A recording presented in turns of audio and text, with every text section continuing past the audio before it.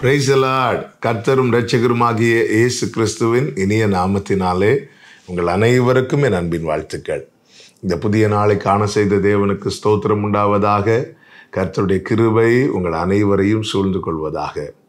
பிரசங்கி 9வது அதிகாரம் அதனுடைய 2வது வசனம். எல்லாருக்கும் எல்லாம் ஒரே விதமாய் சம்பவிக்கும்.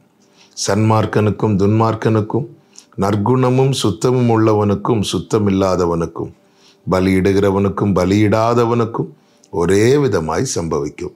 நல்லவனுக்கு எப்படியோ பொல்லாதவனுக்கும் அப்படியே. ஆணையிடுகிறவனுக்கும் ஆணையிட பயப்படுகிறவனுக்கும் சமமாய் சம்பவிக்கும். கர்த்தருடைய பரிசுத்த நாமம் மகிமைப்படுவதாக. எல்லாருக்கும் எல்லாம் ஒரே விதமாய் சம்பவிக்கும். பிரச்சனை இல்லாத மனிதன் இல்லை. நீதிமானுக்கு என்ன பிரச்சனையோ அதே பிரச்சனை துன்மார்க்கனுக்கும். கெட்டவன் எந்த பிரச்சனையில் அகப்படுகிறானோ அதே போலதான் நல்லவன் அகப்படுகிறான். உலகத்தில் நாம் பார்க்கும்போது நல்லா வாழ்கிறவங்களுக்கும் பிரச்சனை இருக்கு, நல்லா வாழாதவங்களுக்கும் பிரச்சனை இருக்கு. எல்லாருக்கும் ஒரே விதமாய் சம்பவிக்கும் என்றால் அடுத்த கேள்வி நமக்குள்ளே எழும்போது, அப்போ ஏன் நம்ம நல்லா வாழணும்? நம்ம இஷ்டப்படி வாழலாமே, நம் கால் போன போக்கிலும் நம் மனம் போன போக்கிலும் வாழலாமே என்று கேட்க தோணும். ஆண்டவராக இயேசு கிறிஸ்து தம்மிடத்தில் வந்தவர்களோடு அநேக காரியங்களை உபதேசமாய் பேசுவார்.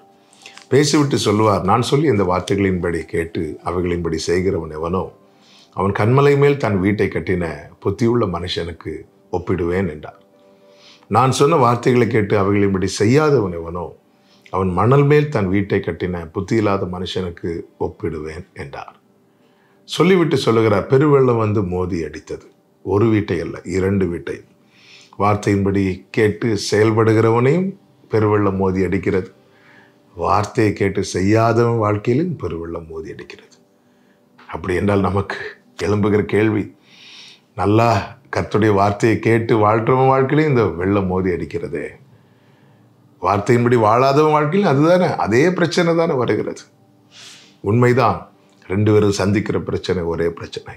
ஆனால் 2க்கும் வித்தியாசம் இருக்கிறது.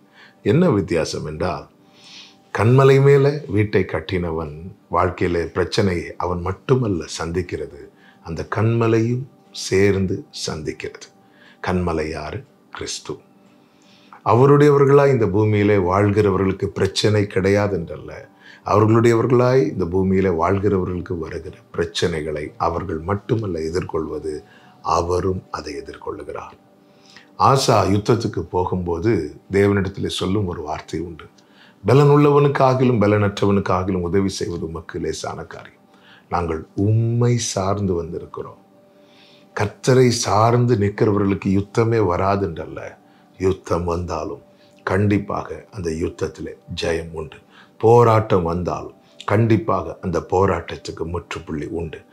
உபத்திரம் வந்தாலும் கண்டிப்பாக அந்த உபத்திரவத்துக்கு நீங்களாக்கி ரட்சிக்கப்படுகிற மீட்பு உண்டு. என கேட்டுக்கொண்டிருக்கிற அன்பு சகோதரா சகோதரி, அந்த கண்மலை மேலே கட்டப்பட்ட வீடு அது அசையாமல் நிலை நிற்க காரணம், அந்த பிரச்சனையை அந்த வீடு மட்டும் சந்திக்கல, கண்மலையும் சேர்ந்து. அவருடையவர்களாக இந்த பூமியிலே வாழும்போது மட்டுமே எல்லா உபத்திரவத்துக்கும் போராட்டத்துக்கும் எதிர்ப்புகளுக்கும் கண்ணிகளுக்கும் சூழ்ச்சிகளுக்கும் நாம் நீங்களாகி ரட்சிக்கப்பட முடியும். எனவேதான் ஆசாப் சொல்லுகிறார், எனக்கோ தேவனை அண்டிக் கொண்டிருப்பதே நலம். பிரியமான கர்த்தருடைய பிள்ளைகளே, பிரச்சனை இல்லாத மனிதன் இல்லை. எல்லாருக்கும் போராட்டங்கள் சோதனைகள் உண்டு. ஆனால் இந்த சோதனையை தாண்டி ஜெயிக்கிறவர்கள் யார் என்று பார்த்தால் கிறிஸ்துவோடு இருக்கிறவர்கள், இயேசுவோடு இருக்கிறவர்கள். உன்னை தொடுகிறவன் என் கண்மணியை தொடுகிறான் என்ற வார்த்தை வெறும் அலங்கார வார்த்தை அல்ல, அது உண்மையான வார்த்தை. கர்த்தருடையவர்களாய் அவரோடு இருங்கள்.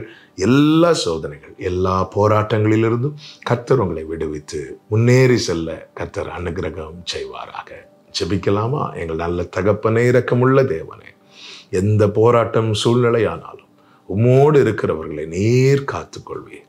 சங்கீதம் 57:1 தாவீது சொன்னார், விக்கினங்கள் கடந்து போகும் மற்றும் உம்முடைய செட்டை நிழலிலே வந்து அடைவேன். உம்முடைய செட்டை நிழலில் இருக்கிறவர்கள் எந்த விக்கினங்கள் வந்தாலும் அது அணுகாமல் காக்கிற நல்ல தகப்பனே, உம்மிடத்தில் எங்களை ஒப்புவிக்கிறோம், காத்துக்கொள்ளும். இயேசுவின் நாமத்தில் பிதாவே, ஆமென்.